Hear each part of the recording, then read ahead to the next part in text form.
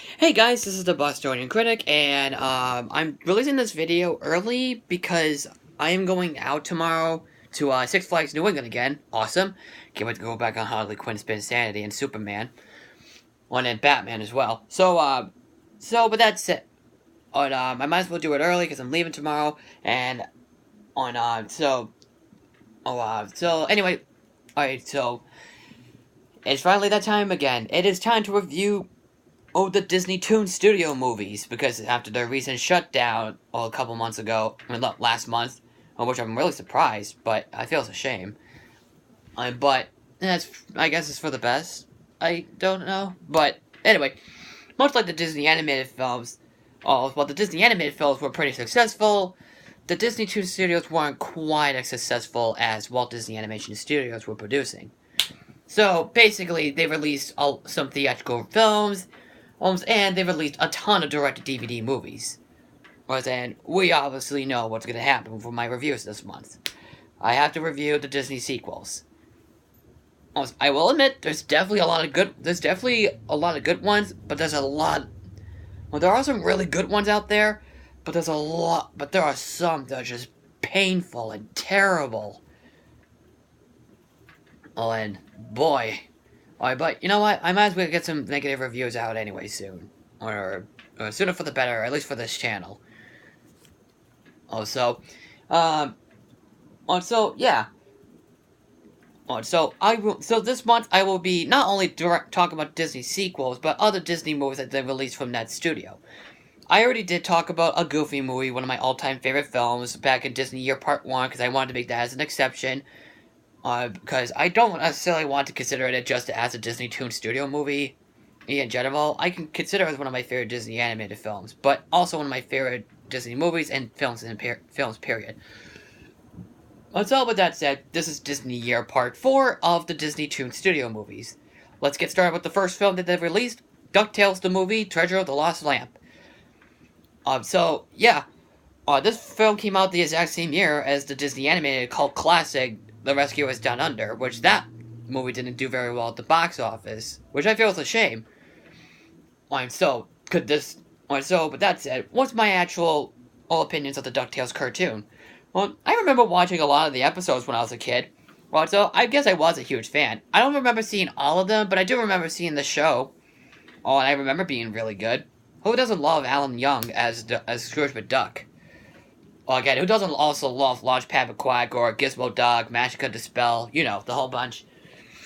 And I didn't really watch the new cartoon. I heard good things about it, don't get me wrong. That's a show I definitely need to see. I just got more interested in Star vs. the Forces of Evil.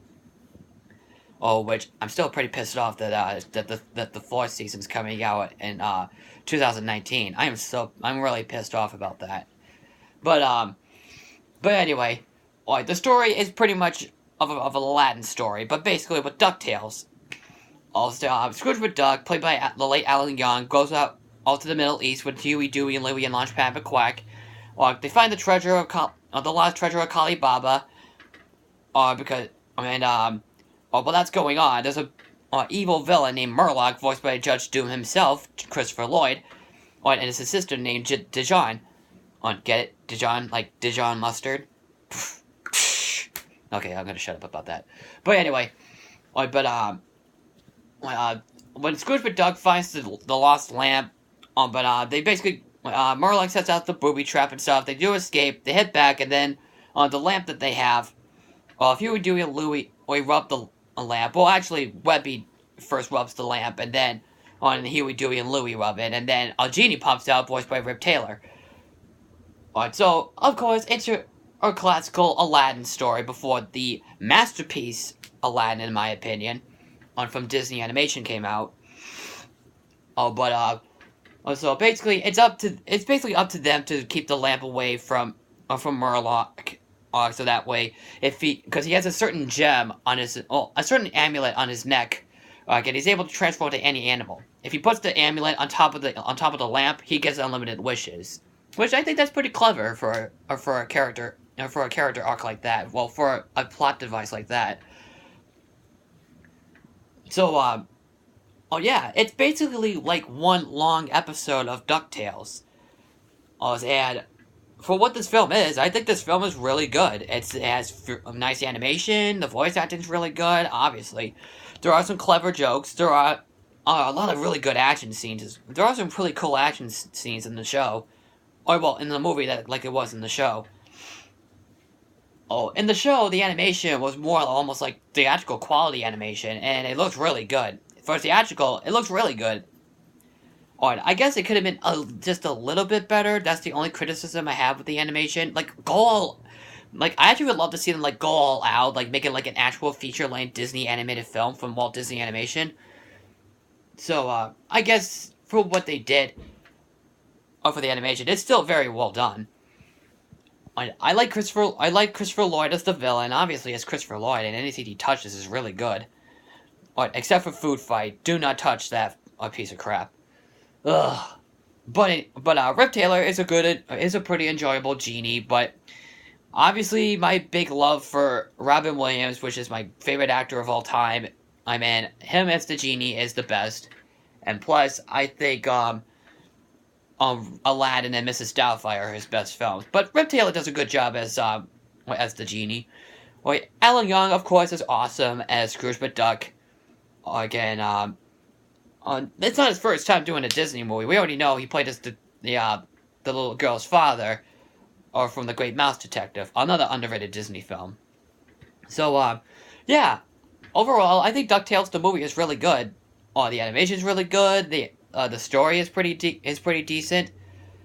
There are some good action scenes and good voice acting, I get as well. The music from David Newman, who I swear to God, he could definitely do good music. He definitely does. I mean, what can go wrong? David Newman's a really good composer. Every time you hear his music, it always seems familiar, but a good familiar. So if you are a fan of both DuckTales cartoons, I'd say this is worth a watch. But if you haven't seen DuckTales before, I say start with the cartoons first and then watch this movie. So, if you have seen the movie, what'd you think about it? Just comment below, follow me on Twitter and Facebook at Stardust, click like the video. Please don't forget to subscribe. I am the Bostonian Critic, and I am signing out. Take care.